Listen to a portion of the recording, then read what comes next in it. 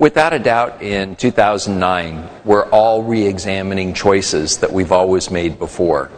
And without a doubt, the whole concept of premium is one of the things that I think people are looking at in terms of what does premium mean to me in a changing economy, a changing world.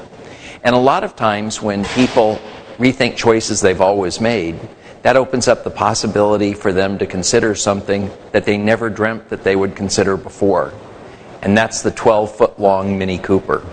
And from that perspective, it has almost all the features that they would expect in a much larger, much more luxurious car, but it's in a package that's right for today and for today's times. They have all the driving fun that they ever could have imagined, but they're not pulling around an extra ton of sheet metal with them. And to bring that into our advertising and our marketing, we're always looking for ways that we can stimulate that imagination about a path unchosen. So, for example, we've said for a long time, drive like there is tomorrow.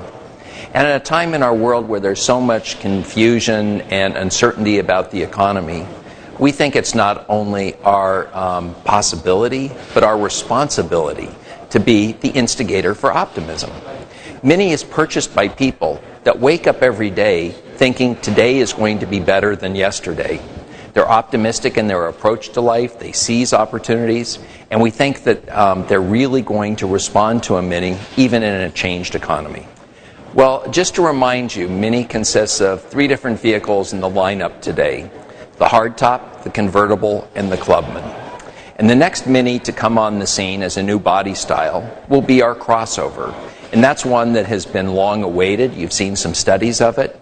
And it'll be coming to market in the United States a little over a year from now. But in the meantime, we have the Los Angeles Auto Show coming up. And there is going to be some excitement at the show because we're really hopeful that we'll be able to have the studies that Mini has come up with recently for a coupe and for a speedster. And what an incredible addition to the lineup. Particularly that coupe is so futuristic. It shows what Minis can be in the future. And that roadster is just so beautiful with open-air driving fun. I think it'll be a really wonderful lineup when we have all 6 of those at your local Mini dealer. At the beginning of this year, Mini had 83 dealers in the United States. We're slowly expanding that number. As I speak to you right now, we have 88 in place. We expect by the end of the year we'll have 90 or 91.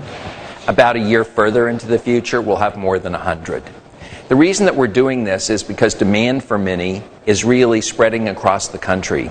And some markets that weren't big enough for Mini before now are perfectly big enough to support a Mini dealership. And some markets that have been highly successful for us need an additional Mini dealership to keep up with all the demand.